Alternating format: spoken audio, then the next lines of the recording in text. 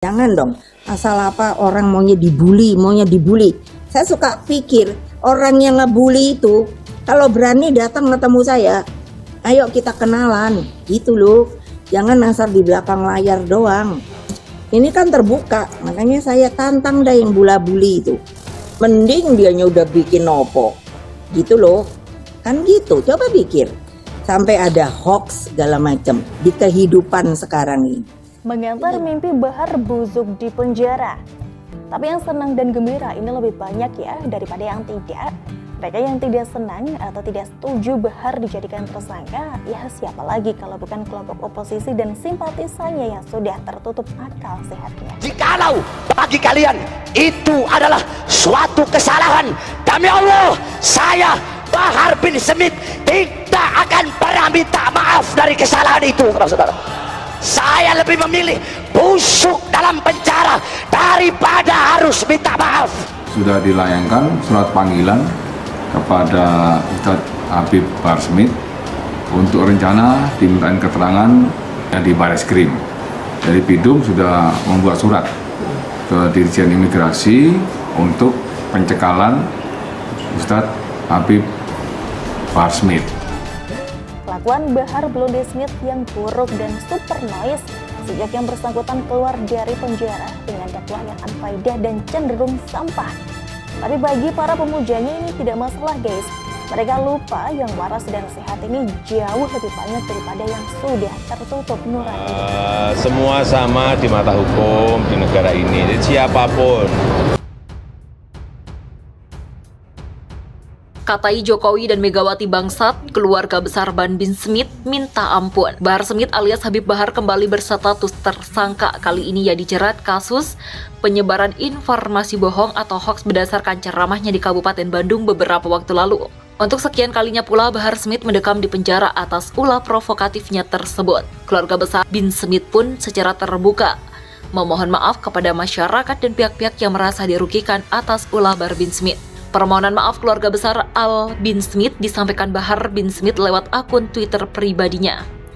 Kami keluarga Al bin Smith mohon maaf dan ampunan atas strategi yang Bahar buat, ujar Bakar bin Smith dalam akunnya @BakarSmith dikutip pada Minggu 9 Januari. Ia juga berharap Bahar bin Smith dapat menyadari perbuatannya. Bakar bin Smith menyatakan penghormatan baik kepada seseorang bukan dilihat dari garis keturunannya, tapi karena akhlak dan perilaku baiknya.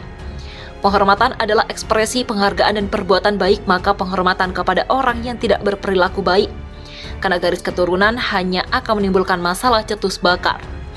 Diketahui penyidik Polda Jabar telah menemukan 2 alat bukti yang sah dan mendukung penetapan Bahar Smith sebagai tersangka. Dengan demikian, penyidik telah dapat meningkatkan status hukum saudara BS dan saudara TR menjadi tersangka, kata Direskrim Sus Polda Jawa Barat Kombes Arif Rahman.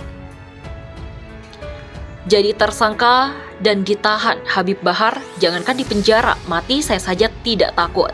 Polda Jawa Barat resmi menetapkan Habib Bahar bin Smith sebagai tersangka kasus ujaran kebencian. Selain ditetapkan sebagai tersangka, penyidik juga langsung melakukan penahanan terhadap Habib Bahar pada Senin 3 Januari malam. Pemilik pondok pesantren Tajul Alawiyin itu ditetapkan tersangka atas dugaan ujaran kebencian yang disampaikan dalam sebuah video ceramah di Bandung beberapa waktu lalu. Direktur Reserse Kriminal Kasus Polda Jabar, Kombes Arif Rahman mengatakan, tim penyidik telah menemukan 2 alat bukti yang sah yang mendukung penetapan Bahar Smith atau BS sebagai tersangka. Dengan demikian, penyidik telah dapat meningkatkan status hukum saudara BS menjadi tersangka, kata Arif di Mapolda Jabar seperti dikutip Antara. Penetapan Bahar sebagai tersangka dilakukan Polda Jawa Barat setelah memeriksa sebagai saksi pada Senin siang. Tim gabungan penyidik Polda Jabar tidak hanya memanggil Bahar Smith, namun juga pria berinisial TR yang disebut sebagai pengunggah video YouTube yang menjerat sang penceramah. Polda Jabar juga menetapkan TR sebagai tersangka. Bahar Smith diperiksa oleh tim penyidik di Treskrim Polda Jabar sejak pukul 13.00 waktu Indonesia Barat hingga sekitar pukul 21.00 waktu Indonesia Barat. Direktur Eksekutif Indonesia Polisi Monitoring Ferdinand Hutahayan mengomentari penetapan status tersangka dan penahanan Habib Bahar bin Smith atas kasus dugaan penyebaran berita bohong. Habib Bahar ditahan setelah menjalani pemeriksaan di markas Polda Jabar pada Senin. Penahanan ini sudah benar sesuai dengan KUHP yang berdasarkan alasan subjektif maupun alasan objektif. Begitulah kata Ferdinand dalam keterangannya di Jakarta Selasa 4 Januari di paket kepala anjing yang dikirim ke pesantren Habib Bahar.